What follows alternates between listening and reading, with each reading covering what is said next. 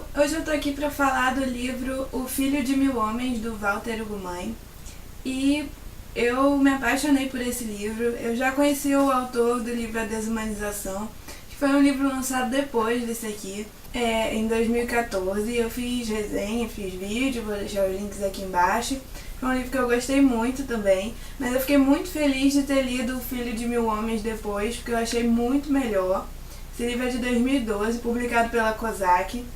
Ainda tem para vender lá na Amazon. Se você não tem, corra e adquira o seu. Esse aqui foi emprestado pela Camille, mas eu quero muito ter esse livro na minha estante um dia, porque foi assim, um amor instantâneo desde a primeira virada de página. Esse livro ele começa com uma epígrafe em inglês, que é uma frase de uma música, depois um poema.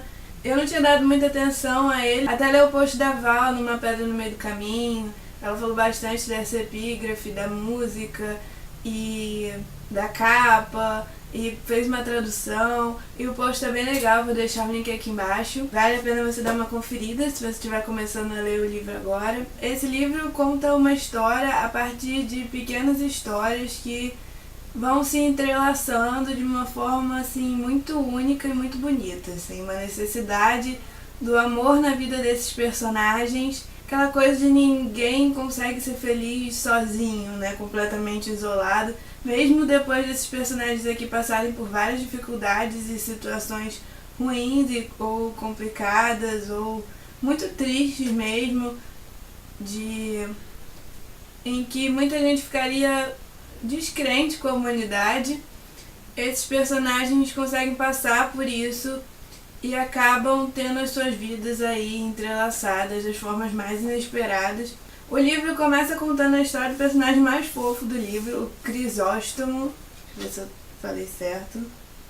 Crisóstomo, isso mesmo. Ele é um pescador e ele tem uma necessidade, assim, uma vontade de ser pai que ele nunca conseguiu concretizar. Não explica exatamente o porquê, mas ele já teve mulheres na sua vida, mas nunca conseguiu ser pai. E ele vê o filho quase como um presente, assim, dado por Deus, pela natureza. E ele se sente menos homem, não se sente preenchido por ser sozinho, não ter um filho, não ser pai. E é um sentimento, assim, muito tocante no livro. O autor tem um jeito muito poético de escrever. E logo nessa primeira história, o Crisóstomo vai conhecer o Camilo na traineira, um adolescente franzino que não tem a menor aptidão para ser pescador, mas que ficou sozinho no mundo. E o Crisóstomo não vai perder essa oportunidade de ter um filho. E é muito lindo a forma como essa história é escrita. E te deixa até um pouco enganado que só vai ter histórias bonitas nesse livro. Mas a segunda história já vem pra te dar umas tapas na cara, assim, de realidade. Porque vai contar a história de uma anã. E é uma história que vai falar, assim, da hipocrisia humana, sabe? E do preconceito também. Porque as pessoas da aldeia que essa anã morava ajudavam muito com comida, tudo que elas pescavam, produziam, plantavam, eles davam um pouquinho para essa anã. Mas essa caridade tem um preço no livro, que é assim, eles verem aquela anã como uma coisa menor, uma pessoa que só sofre, sempre com pena, e como se essa anã não tivesse mesmo o direito de ser feliz, quase com um prazer mórbido de ajudar alguém que tá pior, sabe? De ver alguém pior do que a vida que esses personagens que ajudam levam, sabe? Principalmente as mulheres que vão lá só pra... Ah, mas você tá ruinzinha hoje, né? E a Ana responde que não, que tá tudo bem, que hoje ela nem tá assistindo mas você tem que tomar muito cuidado mesmo assim. Sabe? É uma coisa que chega a irritar quando você tá lendo a história, e é impossível não fazer um paralelo assim com o mundo que a gente vive. E também tem uma outra história sobre uma mãe que não consegue ter uma relação com o filho, porque esse filho é homossexual. Na história coloca como maricas, né? E ela ama muito esse filho, mas rola toda aquela pressão social para que ela o odeie e até mate esse filho por conta de uma amiga. E tem uma frase sensacional que é: quem não tem filho mata 100. Aí você fica com um misto de sentimentos, sabe, sobre essa mãe que tem umas atitudes horríveis com o filho, mas que sabe que não faria nada de mal com o próprio filho. E aí todas essas histórias vão somando personagens, né, que ao longo do livro eles vão se encontrar até o final a gente ter uma pontinha de esperança sobre a humanidade, sobre a sensibilidade e a possibilidade das pessoas encontrarem seu lugar no mundo e no coração de outras pessoas, e que o amor pode nascer dos lugares mais inesperados. Mas é um livro assim que vai levantar vários sentimentos diferentes que as pessoas têm. E a gente anda vivendo um momento bem complicado, a gente vê coisas horríveis na internet que as pessoas fazem e fica assim, onde esse mundo vai parar? Parece que as coisas só andam pra trás. Aí ao mesmo tempo a gente vê histórias bonitas de pessoas que fazem o bem, mas a gente fica assim, isso consegue contrabalançar toda essa maldade, essa mesquinhez que a gente vê? Não sei, há uma dúvida, a gente torce para que sim. O autor, ele acredita muito que as pessoas precisam umas das outras. Eu já li umas entrevistas e ao mesmo tempo eu estava vendo uma entrevista dele no Roda Viva do ano passado em que ele também tem esse descrédito. Ou seja, é muito difícil definir a humanidade como ruim, mas também é difícil ver esperança. E a forma como essas histórias se entrelaçam dá um pouco isso. É um livro que dá vontade de você marcar inteiro. Essas marcações aqui não foi nem eu que fiz, foi a Camille. E ela evitou ao máximo marcar o livro todo, mas dá pra vocês verem pela quantidade. E eu concordei com todas as marcações que ela fez. Se fosse um livro meu, eu mesmo teria feito. Esse foi o 5º romance do autor. E nessa entrevista que eu tava vendo no Roda Viva, eles falam que é o primeiro livro que ele escreve palavras sem ser só com minúsculo. Eu não sabia dessa particularidade dele. Ele falou que quando ele chegou nesse livro, ele já estava ficando conhecido como o autor que escreve as palavras só com letra minúscula. E ele explica por que ele fazia isso, por que ele mudou e que ele não queria ficar identificado como isso. Ele não precisa, gente. O jeito que ele escrever com minúsculo, se ele quiser escrever tudo em caps lock, vai ser incrível de qualquer forma. Fiquei com muita vontade de ler os outros livros do autor. Eu vou ler uns trechos para vocês entenderem do que eu tô falando. Logo no começo, na apresentação do Crisóstomo, a gente vê o seguinte: via-se metade ao espelho e achava tudo demasiado breve, precipitado, como se as coisas lhe fugissem, a esconderem-se para evitar a sua companhia.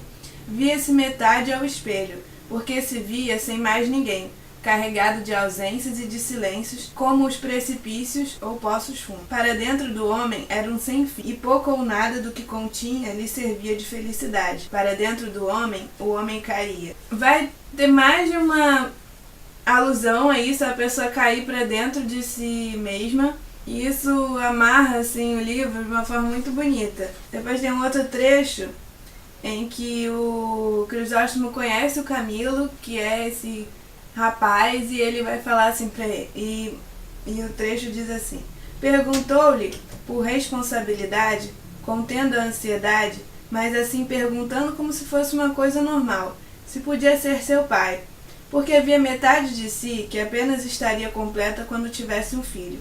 E o rapaz pequeno olhou o homem grande e disse que sim, que além de ser bom em matemática, sabia cozinhar e só não gostava de passar roupa a ferro. Era o modo como pensava que podia dividir com alguém as tarefas dos afetos, as obrigações de respeito por quem partilha um cuidado mútuo e uma promessa de gostar. O rapaz pequeno emocionou-se, chamava-se Camilo. Ou seja, é tudo escrito de uma forma muito linda. Aqui um trechinho do capítulo da Anã. As pessoas imaginavam e desejavam as coisas mais feias, tornando-se pessoas feias pelo medo e pela avidez de continuarem a ser como sempre haviam sido. Eu não vou contar o que acontece com a Anã nesse livro porque é surpreendente, mas tem uma coisa de uma criança poder ser filho de 15 pais e ao mesmo tempo não ser filho de nenhum, que é assim, dá muito o que pensar.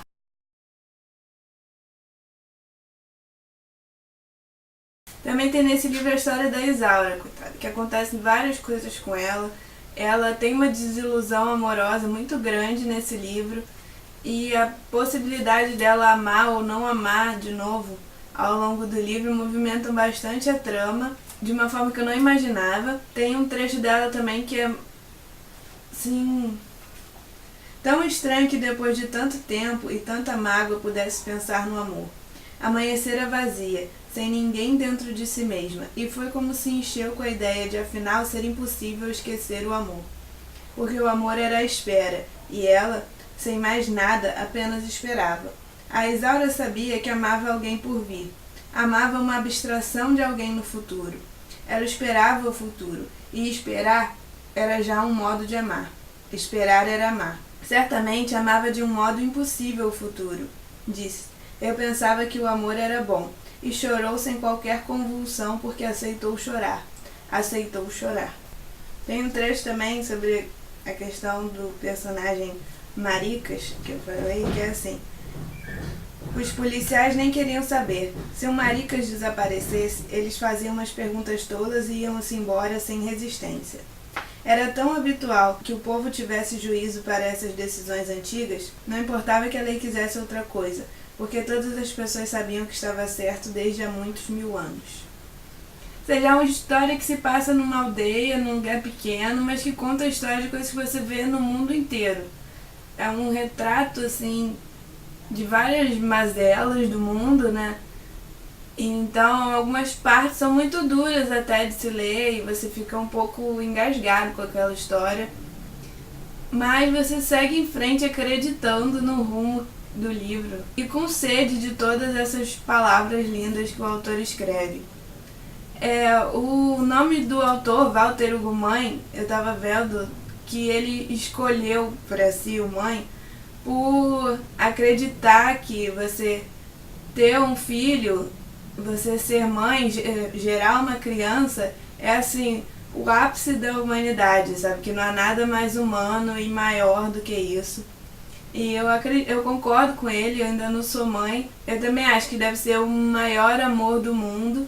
Esse amor de mãe também tem todo um foco especial aqui no livro. É claro que tem algumas mães negligentes aqui também. Na entrevista ele fala muito que quer ser pai e que só vai se sentir plenamente realizado quando alcançar isso também. Que é muito legal de ver um homem falando, né?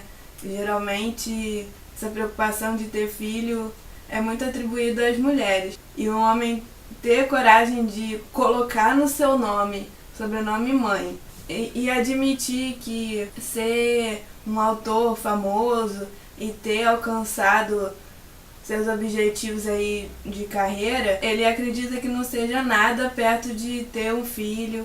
E eu achei isso lindo e incrível. E antes de fechar o vídeo, eu queria ler mais um trechinho para vocês. Quando se conhece alguém, pensou o Crisóstomo, procuram-se exuberâncias dos gestos como para fazer exuberar o amor. Mas o amor é uma pacificação com as nossas naturezas e deve conduzir ao sossego.